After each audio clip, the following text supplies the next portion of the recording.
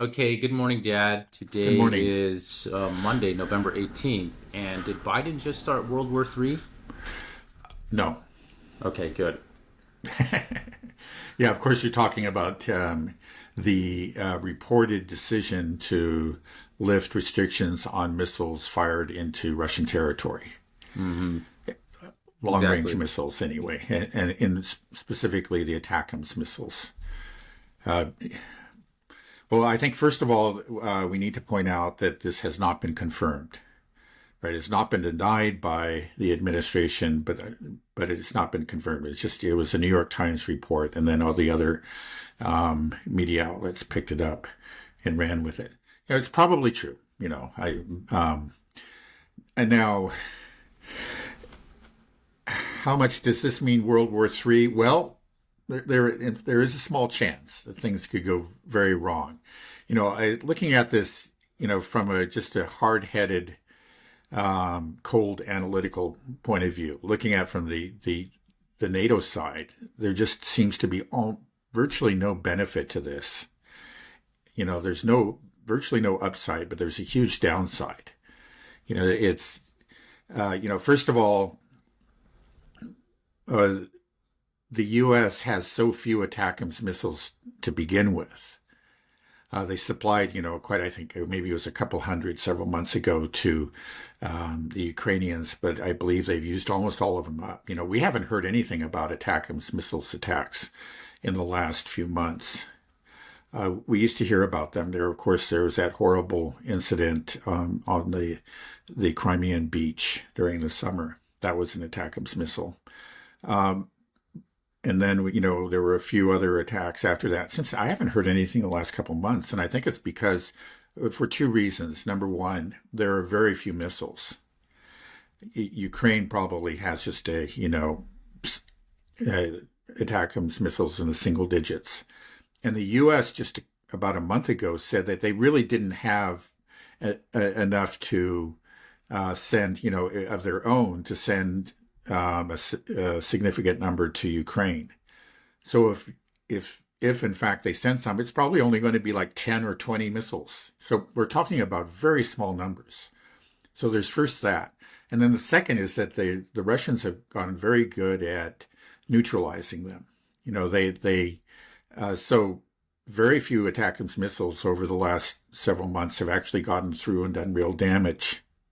That one that caused the carnage on the beach had probably been diverted, to be honest, by maybe Russian EW or maybe a Russian air defense missile. It was probably they had probably targeted an air base not too far from there, and it had been knocked off course by Russian air defense and ended up, killing the civilians on the beach. But that's typical. Usually these attackers don't get through. So we're talking about a few missiles, and it's also very unlikely. Most of those missiles will be shot down or diverted by Russian air defense. So, but maybe one or two, three will get through and could do some significant damage somewhere. Right. Now, so and in fact, even the American and other Western officials have just frankly said, this is not going to have any effect on the outcome of the war. You know, um, so what's Right. going on? It just doesn't really make any sense. It's just like there's so little possible benefit.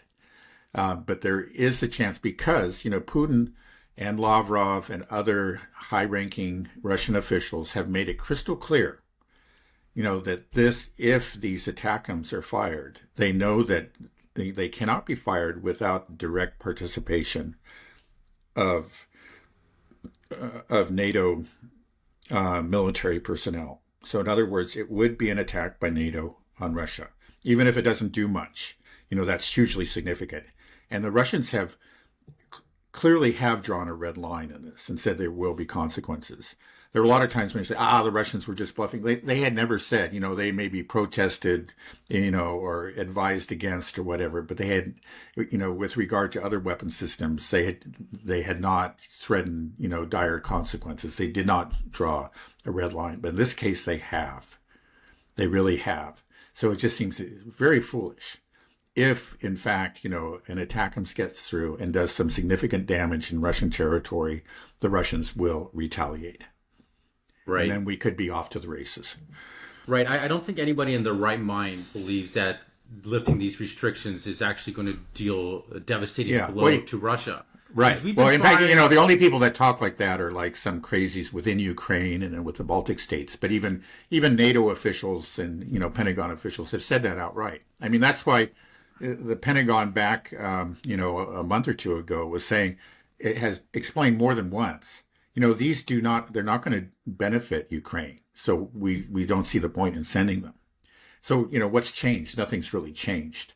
Not only, one thing they pointed out is that the Russians had already removed aircraft from that were close in air bases closer to the international border, the Ukrainian border, moved them out of range of ATACMS.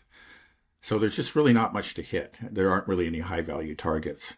Now, the excuse that the Americans apparently gave, say, well, what's changed since then? Before you said that it just didn't make any sense. They said, well, they're North Koreans, and that's why we need to offer them, we need to respond. We need to lift the restrictions on these missiles. Yeah, and of course, did they give any solid evidence of North Koreans entering the fight? No. It's really funny. I've never seen anything like this. It just seems like the propaganda and the fake news stories have become more elaborate over time. And this one is just the most elaborate. It just goes on and on. I thought it might last a couple of weeks. It's gone on for well over a month, right? And it becomes, there are all kinds of there are plots and subplots. You could just put this together and make some sort of, fantasy novel out of it. They've talked about North Korean soldiers addicted to porn, North Korean soldiers getting drunk, our North Korean soldiers, they're just yesterday I saw that some analysts claim that the North Korean soldiers, the ones that survive, because the Russians apparently are going to just use them as cannon fodder. And then the ones that survive will probably end up in the Russian gulag. I didn't know that Russia had a gulag, but apparently it does now. And they've also claimed that they've already fought, that a number have been killed, some have been captured, and it goes, there are all these kind of colorful details. You think that there's something to it, but there has not been just an iota of evidence that they are, in fact. And then when you stop and think about it, there is just, I cannot think of any reason why the Russians would put them there. The Russians have hundreds of thousands of their own soldiers in reserve. Why would they insert the North Koreans in there who cannot speak their language, who have not trained with Russians, for decades, not since the fall of the Soviet Union. The Chinese and the Russians, they every other month have some sort of joint exercise. They do it again and again and again because you need to do that. You have, if you're going to establish interoperability, it's something that takes years to establish and to maintain. The Russians do not have that with the Koreans. So it just does not make a bit of sense, nothing. And there's not a bit of evidence. But this is what they're using as an excuse for lifting the restrictions on the missiles. Now, the Americans have done something similar before. It was back in the 2000s. The George W. Bush administration sent missiles or installed missiles in Poland that clearly violated previous understandings with the Russians, in violation of previous treaties. I can't remember the exact treaty that it violated, but it was essentially torn up by this move. And then at the time, I remember reading this and just laughing out loud. They said that we've done this to defend Europe against Iranian missiles. It was just absurd, It's just, but that's the excuse they gave, and that was the official excuse for years and years and years until this year. It was actually officially admitted that it had nothing to do with Iran. It was all about Russia. So it's just this. It's just another absurd fig leaf. It's just an outright lie that's used to cover this ridiculous decision. Well, the North Korean one I think is more entertaining than just the idea of Iranian missiles. I agree. Maybe but you stop and think about it. Even the excuse, even if it were true, does not make a bit of sense. Because again, the issue, which they never really talk about in the Western media, but which the Russians have repeatedly emphasized, the problem is that it would require direct NATO involvement and would therefore be a NATO attack on Russia, right? So if you're going to actually be targeting concentrations of North Korean soldiers, so you might not just kill Russians, you might kill North Koreans. So it would be NATO attacking North Korean soldiers going to war against North Korea. So you, in fact, have escalated even more. You've escalated against two countries.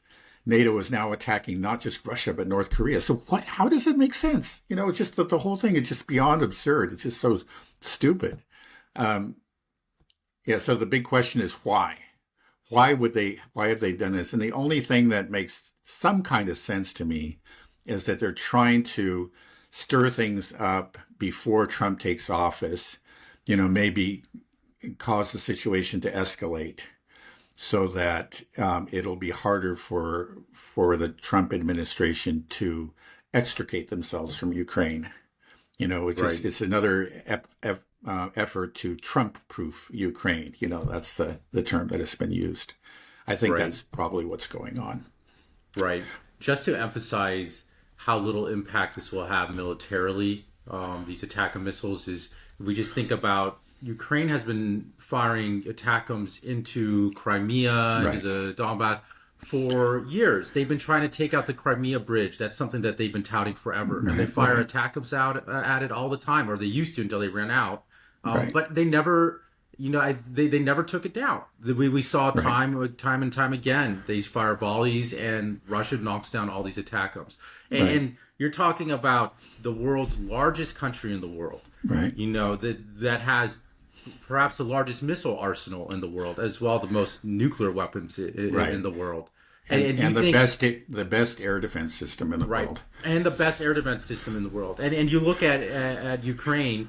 Ukraine has virtually no air defense systems now.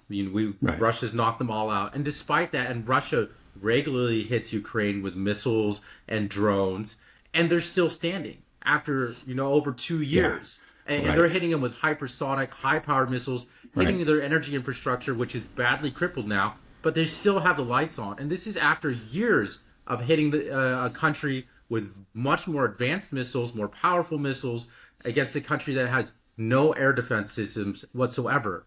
And so you think that somehow giving them a handful of ATACMS and hitting the largest country in the world is going to change the outcome of this war?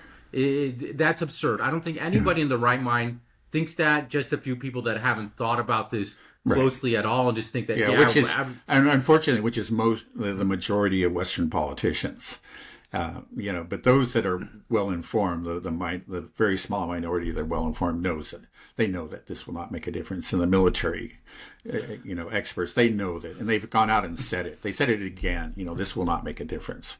Right? So why? All you're doing is it's like it's completely useless provocation. I mean, that's all it is. It has no military significance whatsoever, but it is an obvious provocation that Russia will have to respond to if, in fact, a missile does get through. I feel like Western politicians have to know. People like Macron and stuff. I mean, because Macron they've been probably, watching... but I'm not sure. I'm sure they've heard things, but they seem to so fervently believe, in the Western delusion, the Western narrative, that I'm sure they eventually, they occasionally hear things from advisors, but they just don't believe it. I think I really don't think so. I don't think a lot of them, they seem very sincere and very worked up about these things. Some of them are quite like the Lithuanian, prime minister was just ecstatic about this move. I mean, he was really, really happy. He really believes it's going to make a difference, and Putin's going to be is going to be hiding in his bunker because of this, and then his regime will fall. Yeah, well, these small Baltic countries, they're just insane. They're just relying on what they perceive to be their great and powerful friends. Well, I don't think the UK is any less insane. I'm serious. I mean, the UK defense minister, foreign minister, prime minister, they're just as nutty. They really are. And, they must have heard the facts, but they just don't, it just hasn't gotten through to them. They just don't, I think it's just like the narrative has such power in their brains that it just pushes out all of reality. Yeah, that and the crappy food and weather, I think, they can't think straight. But the UK and France have, at least this is what I'm hearing, is that they are approving Storm Shadow and Scalp missiles as well. Right. So they're just going that was straight actually all on board. Yeah, that was in fact retracted. Well, it's interesting, again, similar to the situation with ATACMS. Just a couple days ago, it was the British announced that they didn't have any more Storm Shadows to give. They completely depleted their stockpile. Then this report that you mentioned, came out that the French and the British were going to supply Storm Shadows and Scalps, which are basically the same thing. But maybe like 6 hours later, that was retracted. And I think it was, I can't remember the news service, but the news service actually deleted the story. And so as things stand, they have not lifted the restrictions on Storm Shadows and Scalps. Okay, so yeah, this isn't going to have an impact on the war. It seems clear then that the only play there's, to trying to Trump-proof it, like you said.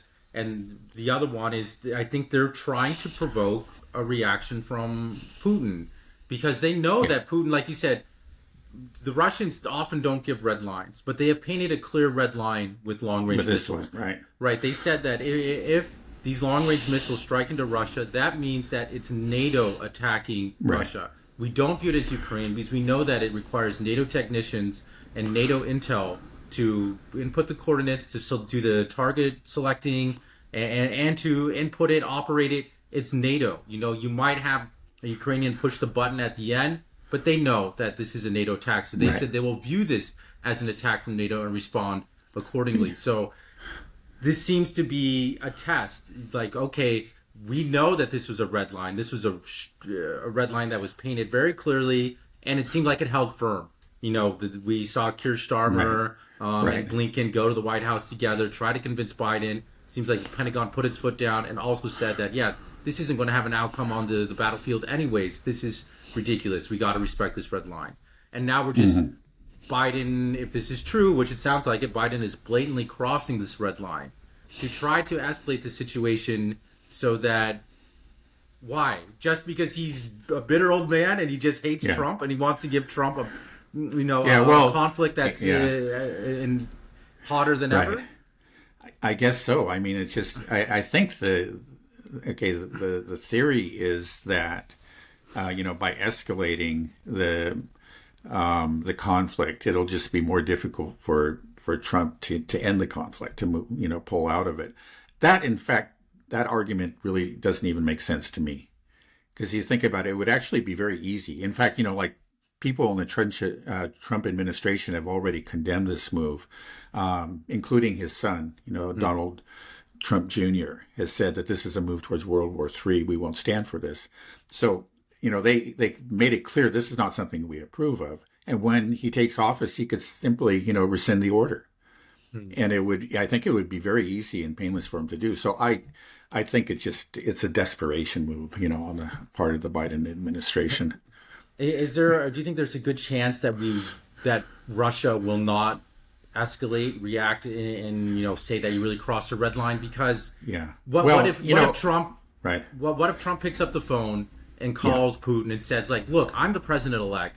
You know that I don't approve this. Right. We've publicly condemned it. It's not going to happen. As soon as I get in, this nonsense is over. I'm sorry that Biden's being a lunatic and just going crazy in his last 2 months. And Putin, you think, could be rational and be like, okay. And that would actually be a great start to the... I agree. So I think that's quite possible. I was thinking the same thing. if in fact, the Trump notifies Putin ahead, before the inauguration, that he is going to, he fully intends to rescind this order. I think that even if there was some sort of significant strike into Russian territory, the Russians would just hold off, they would just wait and see. And if in fact, when, if the Trump administration makes good on its promise, then they will not retaliate. I think that would happen. So I think, right. I think there's reason to be quite hopeful about it. There's a lot of, alarmist comment, World War III is around the corner. Yeah, it is risky. It is stupid. It's just more stupid than anything. But I think that, again, it's just like there's even a question that if any of these ATACMS are going to get through and do anything. And then the Trump administration has already made clear that they do not approve of this. So I think it won't go anywhere. I think you're right. Okay, I hope so. Because the other outcome is that you said, Putin is very serious about these long-range missiles. That this is something I think it's clear he is very serious about it. Right, and that this could be a real flare-up if it happens. And I'm kind of that camp as well, that Putin won't give a knee-jerk reaction and just start bombing NATO troops or something. Well, if let's say if Trump fails to rescind the order, then I think he would retaliate. Or if they continue firing ATACMS after Trump assumes office, then everything's different. But I think you're right that probably Putin will wait and see, if there is a change. It would be, he's a very cautious, very rational man. He's not going to lash out. He's going to, he's thinking about Russian interests too. And if there's any possibility of improving relations with the future administration, he'll pursue that possibility. Well, something that you said that was that you think Russia could do if this happened was that they would give ship-killing missiles to the Houthis, like that, and then that they wouldn't hesitate to do that if there were long-range missiles going into Russia. Do you still think that's on the table there, or do you think that? I think that I've heard that the Russian. I don't know where this information came from, but there was some sort of indication that the Russians had already hinted that this might be their response. And then it was just the other day that the Pentagon official was some kind of naval commander was just was expressing his amazement at the sophistication of Houthi missiles. He says they're becoming more sophisticated. So that suggests that, it could be the Iranians, but it could also be the Russians that are supplying them with more sophisticated missiles. There clearly is a willingness on the part of either Iran or Russia to do that already. And it's also, there have been rumors that the Russians have been providing the Houthis with satellite data. I was going to that was going to be my question. Is that, I've been hearing about how these Houthi missiles are getting increasingly more sophisticated and are really shocking the U.S. Navy and their capabilities. But these precision missiles require satellite data, right? They require some advanced stuff that clearly the Houthis don't have. And I don't sure if it's coming from Russia or Iran. And then we're starting to see these conflicts, potentially merge. If that's the case, at what point is, are the Houthis now a proxy of not only Iran, but also Russia? If Russia is giving well, that's the point. It's just, okay, you're going to, NATO, you're going to use Ukraine as a proxy against us to attack us directly. Okay, well, then we're just going to use the Houthis as a proxy against you. It's just tit for tat. Do you think that would be? So you can see the logic there, Right, but the problem is it seems like the American, or at least the American military machine, doesn't see logic. Well, no. I think the American military does, and they're aware of the threat. That's why it's been the Pentagon all along that's been pushing back on this. Yeah, don't do it, because they understand that they could be humiliated in the Red Sea. If Russia gives ship-killing missiles to the Houthis, well, they're going to kill a ship. Right, but and that's a humiliation. The U.S. Navy does not want that to happen. Okay, You I know, would again, say why do this in Ukraine where there's no benefit and we could be humiliated in the Red Sea? I think it's just the logic is crystal clear. The military, the U.S. military grasps this completely, and that's why they push back so hard. okay, I kind of misphrased it. I didn't mean necessarily the Pentagon itself. I meant more the military-industrial complex, the warmongers, the Black Rocks, the politicians, the people lying in their pockets. They want war. It's like, I think they would be happy to see a ship go down. Because then it's like, that's what they want. Then it's an excuse, like, now it's all out war against Iran or against Russia, whoever it is, that now we got to go on. Because we know those neocons are in power. They're part of this this machine, and that's what they're gunning for. It's just the same thing like we were talking about a while ago. So I was asking if Netanyahu would be happy if the Iranians killed more Israelis in their strike. I think you're right. I think there's no question there are people who are hoping for an incident like this. It would be like a 9/11 that they could seize on, and you know, it would be causus belli, you know, an excuse for war. To me, that's why the lifting these restrictions came from. It's not really so much from Biden. Biden probably doesn't really know too much. He probably maybe wants to do it a little bit, but he's in his last 2 months. But there are people around him that are wanting an all-out war. They want to destroy Russia. Yeah. So they were able to convince him and talk to him, and their hope. Right, and I think they used it, you know, apparently, according to the New York Times report, that he was convinced by the North Korean argument, which I pointed out, even if it were true, does not make a lick of sense. Actually, it's just, it's the opposite, because now you're also, NATO's also attacking North Korea. Right. But, you know, these fictional, you know, there's probably no way to convince Biden at this point that there aren't North Korean super soldiers in Kursk right now. Yeah. Right. And so, you know, he feels like he's got to do something about it. They're probably just drawing like comic books with North Koreans coming in, handing a little to comic. Biden, like, look at this, man, they're coming in, they're, you know, before you know it, they're going to be walking down, you know, Times Square and going into your local Walmart. So we got to stop them now. But it seems like the people that are feeding Biden the comic books or whatever, feeding him this North Korean story, getting it, they want Russia to strike back, to retaliate, to escalate, because they want to escalate the war. Yeah, that's what it is. Well, they do. Yeah, just like, you know, Netanyahu wants to draw the U.S. into a regional war in the Middle East.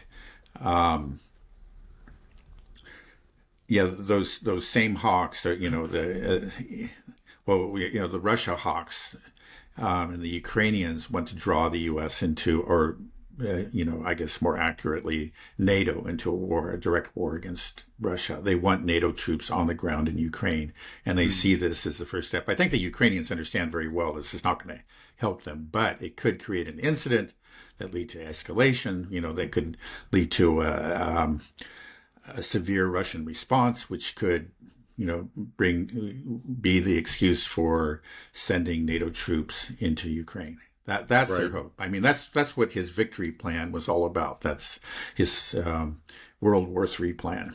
Right. Anybody celebrating this on Twitter or online, I mean, that's what you're celebrating, is that you're hoping that World War III starts. That's what camp you're on. This is clearly just escalation for the sake of escalation.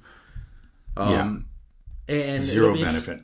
Right. It'll be interesting to see what they do target, because if it requires NATO targeting, NATO position, then that means whatever target they do hit, if they strike a nuclear power plant, if they hit some civilian infrastructure, if they do hit a oil refinery or something like this, we'll know that that's actually NATO that approved that target, that selected that target. So we'll see what they're trying to do. Is it really, are they going after military infrastructure or bases, or are they, what's the plan? So we'll see.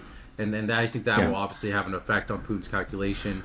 But I think we might see both. There's kind of two things that we painted, that Putin will wait until Biden's gone and Trump's in office and see if he rescinds that order and brings the war to an end. Or that Putin... Well, not the war to an end, but de-escalates. But de-escalation, right. Begin the process of cooling down. And then the other option is that Putin will say, well, okay, this is a red line, and our word means something. We gave this line, so we have to back it up. Despite whether or not this is an infirm lame duck president, this is NATO now attacking Russia, and we said that we have to do something about this, and that we will send missiles to the Houthis. And then this is where it could get a little bit scary, because then if the Houthis do sink a U.S. naval vessel, for example, and they can trace that the missile back to Russia, back to you saying that it's their intelligence, that's where things can really heat up and say that Russia sunk our ship.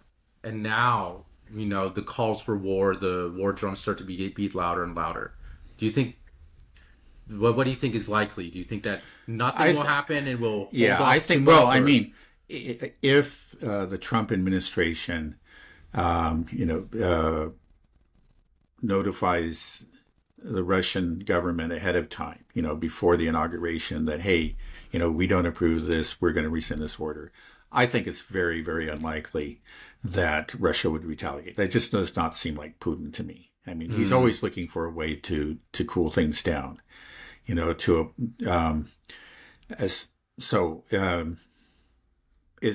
if the Trump doesn't do this, or he fails to keep his promise, then I think we can see ship killing missiles in Yemen. Okay, so hopefully then this is just a lot of drama, and in some ways it could be good. It could show that we're serious, that that Trump is serious, that we don't want this, NATO doesn't want this. It's actually just a really bad look on Biden and the deep state in general. It's like, really, come on, man, you just hang up the gloves, dude. It's just pathetic. Over. It's obviously an act of desperation. One other thing I wanted to point out is that, not only are there very few ATACMS missiles available for Ukraine, there are also very few launchers. That, especially during this Kursk operation, the Russians have destroyed a number of their HIMARS launchers, which are actually also used for the ATACMS. The same launchers are used for both missiles. And just yesterday, another ATACMS launcher was destroyed. So, not only do they have very few missiles, they have very few launchers. And if they're going to actually strike fairly deep into Russia, they have to bring the launchers very close to the border. And they, once again, the launcher becomes quite vulnerable. And the Russians have shown great skill at locating and destroying them. So again, I think it's quite, even if the Ukrainians try with NATO help to fire these ATACMS into Russia, I think it's very possible that not a single one will get through. Right. It might actually expedite, the Ukrainian laws. Right. They have to bring things just closer like to the the front. Kursk operation in general has. Yeah. Right. Yeah. We just have idiots in charge. It's just there's no. Yeah. I just don't understand. Well, I think it's they're floundering. It's just as we said. The plan A failed, and they don't have a plan B, so they're just kind of doubling down on a failing plan, and it's just that's what we're seeing right now. Right. I mean, plan B should clearly be diplomacy, should be negotiations, but it just seems like they've taken that off the table. I mean, Ukraine, Zelensky has made it illegal to have negotiations with Putin anyway, so we will see. Okay, I want to pivot over a little bit to the Middle East, because there's another interesting story I saw. It actually came out on Saturday, I believe, and I didn't bring it up in the last episode, but there was an Axios article that said Israel destroyed active nuclear weapons research facility in Iran. Have you seen this? Yeah, I did. What are your thoughts on that? I don't believe it. A number of, ever since the Israeli attack, they've had one claim after another of devastating success against Iran. And there has been zero, evidence, just like there's been zero evidence of North Korean soldiers in Kursk. There has been zero evidence of this. And that is, that's completely unlike Israel. In the past, when they've had successful raids against Iran and other countries, they have provided the evidence. They crowed about it, and they provided the proof. We haven't seen the proof, and I think that's because they just failed. And now this nuclear facility story came out almost a whole month after the attack, And that just suggests to me that, if they had in fact hit it, they would have been crowing about it from the start. Now, it was just something like, oh, we got to kind of revive this amazing Israel attack story. Let's leak this, this false fact about a Iranian nuclear facility. It just doesn't. It doesn't have any. It has this. It stinks of a lie. There just doesn't have any aura of truth about it. Right.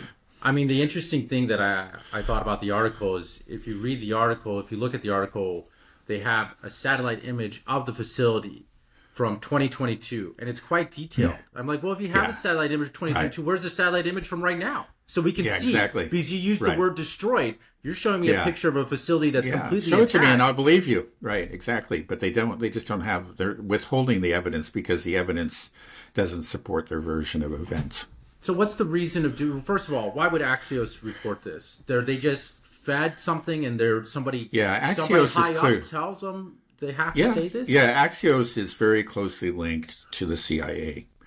And so this is just a CIA disinformation effort. And, it seems kind of silly, just like, we were finding the same thing in Ukraine. I mean, the Ukrainian propaganda and Israeli propaganda just has been going full throttle over the last few months. Maybe, this kind of propaganda can have some effect, especially in the early months of a war, to boost morale and so forth. But after a while, in the end, it's going to just undercut your own legitimacy. At some point, people are going to stop believing anything that you say because, you can fool people for a while. I think we've already, like in Ukraine, actually, you're still fooling people who are just, again, low information consumers of news who still think that the Ukrainians are doing incredible things. People who are following events more closely have learned that the Ukrainians lie. Even Ukraine supporters are learning that the Ukrainians lie all the time and are starting just to disregard them. Eventually, people will see through you. So maybe it'll make you feel good for a while, but in the end, what purpose does it serve? Right.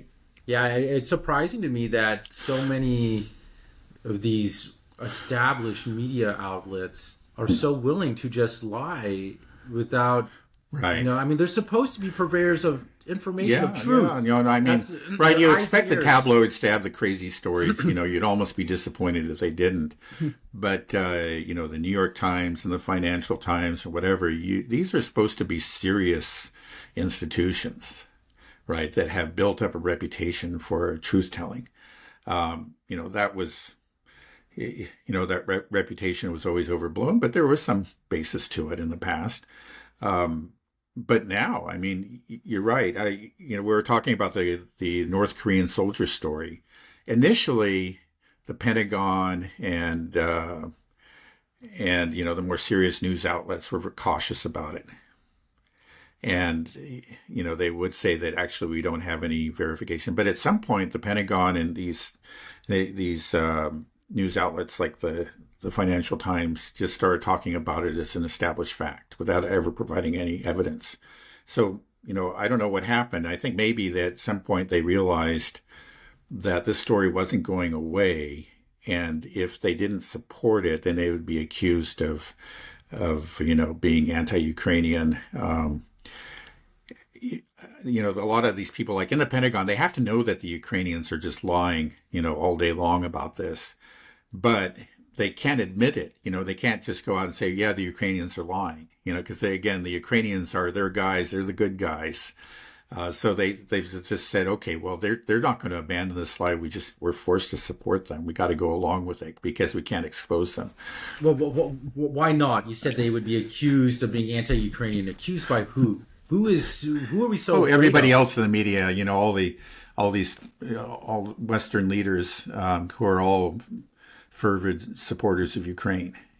How can you say this? Yeah, just like these are Putin talking points. That's how they would respond, right? But you should be more afraid of being accused of being, not telling the truth by the people, the population. Instead, you're catering to a delusional elite. Well, that's right. Yeah, Well, yeah, those are the people they're concerned with. They don't care what the average person thinks. I think that's long been true. Yeah. Yeah, it's a sad state of affairs if you think you can get more accurate news from like the Babylon Bee than you can from, Axios or CNN or Wall Street Journal. It's it's very true. Right. Okay. Well, is there anything else that you'd like to cover going over with Ukraine or in the Middle East right now that's on your mind? Nothing in particular comes to mind. Okay, well, maybe we can just explore a little bit just about how the weakness of the U.S. military is being exposed by this. Like, if we send these long-range missiles and they don't do anything, they don't even get through. I mean, this is just further proof that people want to that think that we're crazy saying that the U.S. would lose in a war with Iran. This is Iran and Russia are becoming melded. We know they are using same air defense systems. They have similar missile capabilities. Like, how damaging do you think this is going to be to the U.S. military-industrial complex? Like, when we do this, I mean, or is it already destroyed? I mean, it should be. It'll just be a continuation of what's been happening these last couple of years. Anybody who's been following the conflict closely will have noticed that every few months, NATO announces that they're going to supply a new weapon system to Ukraine. And then there's always a great deal of excitement about it. This will be a game changer. That's what you always hear. There was the HIMARS, there were the small diameter glide bombs, of course the ATACMS themselves. But it was just, there have been other weapon systems too. And each one is supposed to be a game changer. And then there are some initial successes, but then within a month or two, the Russians figure out a way to neutralize them. And then that's it. You don't hear anything more about them. So anybody who's been paying attention just knows that this is meaningless. And in fact, the ATACMS already has been largely neutralized. So this really shouldn't make any difference. But then there are a lot of people who they're so caught up in the narrative, or they're just so distracted that they don't notice. They hear the excitement about the new game changer and they say, yeah, and then they don't pay attention. Then they hear about another one. Yeah. And they don't stop and think about, well, what happened to that earlier system, right? Anybody who's really thinking about this rigorously sees that it's been a series of failures, of embarrassments for NATO and particularly the U.S. These are U.S. made systems. So this is nothing new. This is just a continuation of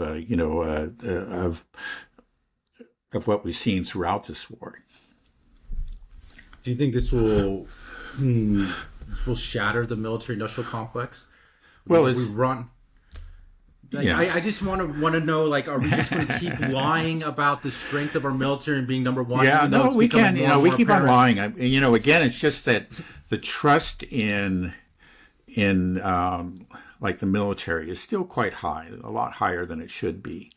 And so people do believe the lies, and just the general faith in the power of the West is still there. I think it's been shaken to a great extent outside of the West, but it stands solid in the West, because of these lies, efforts to cover up. And most people, again, there are just very few people who really read the news and analyze it rigorously. Anybody who did, even if you're looking at mainstream sources, like you never look at a dissident source, you just read the New York Times, the Financial Times, all these mainstream publications that are full of lies. But they do, if you're looking at following the stories carefully, you'll say, hey, what happened to the HIMARS system? And in fact, if you're, one or two publications will come up with a report. I don't know which publication it was, but there were stories there have been stories that come out and admitted the utter failure of these earlier systems and say the Russians have learned to neutralize them 90%. Now, but you have to be kind of a back page reader to get to those stories.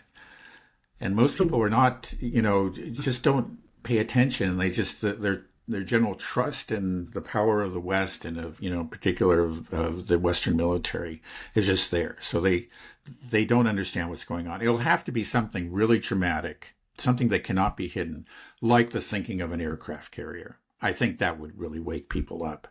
But like the failure of the ATACMS, nobody will notice. That was one of my questions. Like, what would it take to really shatter that image and shatter the military-industrial complex? Because to me, it wouldn't shatter the military-industrial complex, but it would do severe damage to the reputation. Well, I feel like of the MIC. Then what would it take to shatter the military-industrial complex? Because it's clearly, to me, it's just coming apparent that the MIC is the world's largest money laundering scheme. Maybe number 2. Israel might be number 1. Who knows? But they failed their 7th audit in a row. They haven't passed a single audit ever. Yeah. There's something like $2.46 trillion unaccounted for. And they're just like, well, we don't know. But if I Venmo you, $30, the IRS is going to be all over our ass. So it's crazy that this is what's happening. That there's that this is a corrupt system. It's not producing. You can't produce many munitions. It's technologically not even that advanced anymore. Like I just saw India has just tested their long distance hypersonic missiles successfully. Right. The U.S. still hasn't been able to do this. So it's just where we're pouring They're all working this. on one. Right, we're pouring in trillions and trillions of dollars, and what's coming out at the other end is just a couple of drops. Where's the rest of the money going? Where is it? It's being funneled off somewhere, and it's unaccounted for, and they don't have to pass their audit, so they don't care. So this thing is being exposed, at least to me, and hopefully to the rest of the world. And I'm just wondering, will that exposure break that system? Because it just, I don't want it to keep running. It's just a waste of money, and it just right. It's going to take a lot. I mean, again, it's just this is a very, very, very powerful complex, right? It's they've got their tentacles in Congress and the media, and it's not going to fall overnight. It's going to take a long series of reversals. Actually, I think there's reason to be hopeful that some light's going to be will be shown on the military industrial complex and other corrupt institutions with the U.S. I was looking at I think the appointment of Matt Gaetz really could make a difference. The guy is a real gadfly, and he is he's fearless. I was watching this video of him actually walking through the halls of Congress and going from door to door and say, hey, this guy right here, like he's the head of the ethics committee, and he was engaged in this corruption, just listing everything and saying, and they're going, he's fearless. He points his fingers too. These are fellow Republicans too. It's not like he's just a partisan hack and he's just attacking Democrats. So I think that's, maybe some of these appointments will really make a difference. And if Tulsi Gabbard survives and she actually is appointed and is able to function in her new office, again, I think we'll see light, being shined on some of these problems. And that, that'll be another step in the right direction. Again, it's such a powerful complex that we're talking about that it's not going to be that any single blow will bring it down, but each blow that weakens it is good and should be cheered. How many assassinations do you think we're going to see next year? I don't know if they do that, at least within this country. They may at some point, but I don't think, I'm not sure, but I don't think that has been their preferred modus operandi. Okay, well, we'll see. I know there's going to be some type of battle. That's a whole other war that is. Yeah, there's no question. They're going to go after both Tulsi Gabbard and Matt Gaetz. Actually, I just saw there was somebody else, some person of Indian descent, that I can't remember exactly what his position was, but he had earlier threatened to change the J. Edgar Hoover building to rename it like the Museum of the Deep State. And so he's been given a position. So there, maybe these people will make a difference. Again, I'm much more hopeful on the domestic front than I am on the foreign policy front, though. But maybe like just on the domestic aspects of the military-industrial complex, the corruption that you're talking about, it's real. And that's been criticized over the years. Nothing really has been done about it, but it's been openly criticized, even by people who support the establishment foreign policy. Some of the things that we've been saying on this podcast have just been so contrary to the mainstream narrative that it's difficult for people to believe. And when I send out these little clips and post them online, a lot of times I get, these people, they don't know what they're talking about. They're just talking out their ass. They're like, who is this guy? Why should we believe him? What are the credentials? And I'm like, well, he's my dad. That's the credentials. So I'll ask you that question. Why should people believe us? What we're saying? Okay. Well, first of all, take some of our statements. You can go and research them. I think you'll find out that they're well-founded. But I think more importantly is that really pay attention to the news, just like I was saying. A lot of people just kind of, they glance at these headlines and, like if they're looking at Ukraine and it's just like, Ukraine's always winning. And this new system is always going to do this. And you say, follow it up, find out what actually happens, and I think you'll start to see, that this impression that you had, like of the Ukrainians or of the U.S. military, it was false. It was something it was just an impression created by certain headlines. But go beyond the headlines, actually research it. You can even stay within mainstream news sources, and I think you'll start to see that what we're saying is true. A good person to follow, especially on questions of the military-industrial complex, is Brian Berletic, and he actually limits his sources are only mainstream sources. But using those mainstream sources, he's able to demonstrate the weakness of the MIC. Okay. All right. So, and they should believe you because you are my dad, and you've always told me. Okay. Yeah. No. It's It's just it always shocks me when I see what I learn talking with you, and it's logical. It makes sense, and you can back it up and you can follow it. And you can say this is the truth, that we're not making things up. But I just see lie after lie coming out of mainstream media, and it doesn't take long to disprove them. Just like the one we're talking about, the Axios, Israel destroyed this active nuclear site. Show me the evidence. Right. And we're not beholden to one thing. We just report what we see. We analyze it logically and as unbiasedly as we can. I mean, of course, everybody gets some things wrong sometimes, but overall, just look at the mainstream media, just how they've lied to you again and again. You cannot have trust in these institutions anymore. They're clearly beholden, and they have narratives, and they're given their talking points, and that's it. Okay, Dad. Well, I think we can end it there, unless there's anything else you want to cover. No. Okay. I think this is a good place to end. All right, sounds good. Okay, have a good rest of your day. Thanks.